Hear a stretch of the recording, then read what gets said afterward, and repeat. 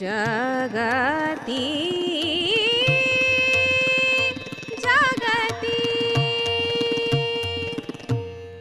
ಶ್ರೀಧರ ಸ್ಮರಣಾಮೃತ ಶ್ರೀಧರ ಗಾನಾಮೃತ ಗುರುವಿನ ನಾಮಾಮೃತ ಮಾಡುವ ಬನ್ನಿ. ಕಮಲಾಬಾಯಿಯವರ ಆರೋಗ್ಯ ಹದಗೆಟ್ಟಿತ್ತು. ಹಾಗಂತ ಅವರಿಗೆ ದುಃಖ ಇರಲಿಲ್ಲ. ಯಾಕೆಂದರೆ ಮಗನಾದಂತಹ ಶ್ರೀಧರನ ಮಾತನ್ನು ಕೇಳಿದಾಗ ಸಾವಿಗೂ ಬದುಕಿಗೂ ಇರುವಂತಹ ಅಂತರ ಏನು ಎನ್ನುವುದು ಗೊತ್ತಾಗಿತ್ತು. ಯಾಕೆಂದರೆ ಶ್ರೀಧರರು ಹೇಳಿದ ಮಾತೇ ಅದು, ಅಮ್ಮ ಆತ್ಮಕ್ಕೆ ಸಾವಿಲ್ಲ, ನಾವು ಧರಿಸಿ ಬಂದಂತಹ ಈ ಪಂಚಭೂತಗಳಿಂದ ಸೇರಿಕೊಂಡಂತಹ ಶರೀರವನ್ನು ಆತ್ಮ ತೊರೆಯುತ್ತದೆ ಅಷ್ಟೇ. ಆ ಆತ್ಮ ಮತ್ತೆಲ್ಲಿಯೋ ಯಾರಲ್ಲಿಯೋ ಯಾವುದೋ ಒಂದು ಶರೀರವನ್ನು ನಿರ್ಮಿಸಿಕೊಂಡು ಅದರಲ್ಲಿ ವಾಸ ಮಾಡುತ್ತದೆ. ಹಾಗಾಗಿ ಈ ಶರೀರದೊಳಗೆ ಆತ್ಮ ಇರುವವರೆಗೆ ಈ ಹೆಸರು, ಈ ದೇಹ ಎಲ್ಲ ಇರ್ತದೆ.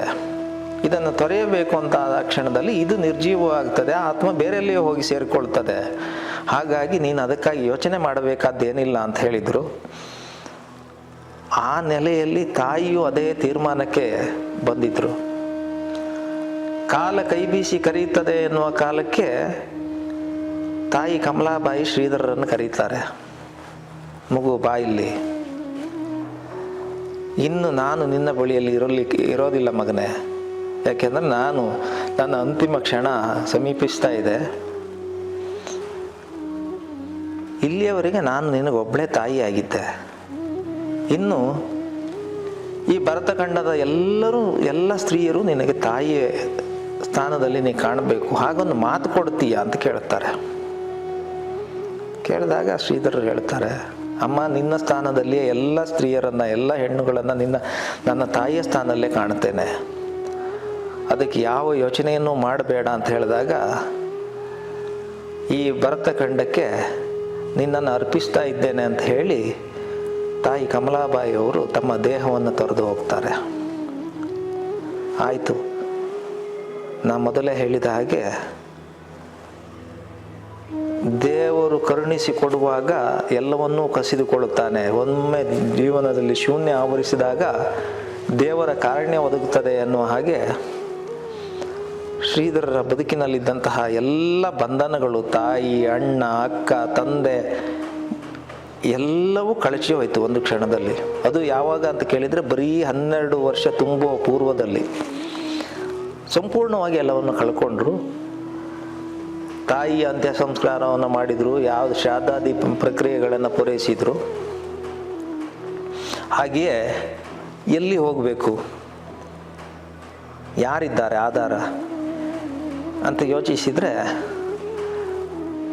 ಅಲ್ಲಿಯೇ ಭಾಗ್ಯನಗರದಲ್ಲಿ ಒಬ್ಬರು ದೊಡ್ಡಮ್ಮ, ತ್ರಿವೇಣಿ ಅನ್ನುವಂತಹ ದೊಡ್ಡಮ್ಮನ ಮನೆ ಇರ್ತದೆ.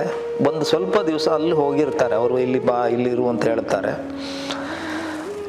ಅಲ್ಲಿ ತ್ರಿವೇಣಿ ಅನ್ನುವಂತಹ ದೊಡ್ಡಮ್ಮನ ಮನೆಯಲ್ಲಿ ಒಂದು ಸ್ವಲ್ಪ ಕಾಲ ಕಳೆಯುತ್ತಾರೆ. ಆಮೇಲೆ ಗುಲ್ಬರ್ಗದಿಂದ ಪತ್ರ ಬರ್ತದೆ. ಚಿಂಚೋಳಿಯಲ್ಲಿರುವಂತಹ ತಾಯಿಯ ಸಹೋದರಿಯ ಮನೆಗೆ ಹೋಗ್ತಾರೆ. ಹೋಗಿ ಅಲ್ಲಿ ಒಂದಷ್ಟು ದಿನ ಕಳೀತಾರೆ. ಯಾಕೆಂದರೆ ಇವರು ವಿದ್ಯಾಭ್ಯಾಸ ಈಗ ಮತ್ತೆ ಮೊಟಕಾಯಿತು. ಹಾಗಂತ ಹೊರಗಡೆಯಿಂದಲೇ ಒಂದಷ್ಟು ಭಾಷೆಗಳನ್ನು ಕಲಿತಿದ್ರು, ಒಂದಷ್ಟು ಪುಸ್ತಕಗಳನ್ನು ಆ ಕಾಲಕ್ಕೆ ಓದಿದ್ರು. ಹಿಂದಿ ಅಭ್ಯಾಸ ಮಾಡಿದರು, ಉರ್ದು ಅಭ್ಯಾಸ ಮಾಡಿದರು. ಹಾಗೆಯೇ ಮನೆ ಮಾತಾದಂತಹ ಮರಾಠಿ ಹೇಗಿದ್ದರೂ ಬರ್ತಿತ್ತು. ಎಕ್ಸ್ಟರ್ನಲ್ ಆಗಿಯೇ ಹಿಂದಿಯನ್ನು ಮತ್ತು ಉರ್ದುವನ್ನು ಓದಿ 3 ಮತ್ತು 4ನೇ ತರಗತಿಯ ಪಠ್ಯಗಳನ್ನು ಓದಿ ಅಭ್ಯಾಸ ಮಾಡಿಕೊಂಡಿದ್ರು. ಅಲ್ಲಿಗೆ ಹೋದ ಮೇಲೆ ಚಿಂಚೋಳಿಯಲ್ಲಿರುವಂತಹ ತಾಯಿಯ ಸಹೋದರಿಯ ಮನೆಯಲ್ಲಿ ಒಂದಷ್ಟು ಕಾಲ ಇರ್ತಾರೆ. ವಿದ್ಯಾಭ್ಯಾಸ ಮುಂದುವರಿಸಬೇಕು ಅಂತ ಗುಲ್ಬರ್ಗಕ್ಕೆ ಮತ್ತೆ ಸಾಗುತ್ತಾರೆ.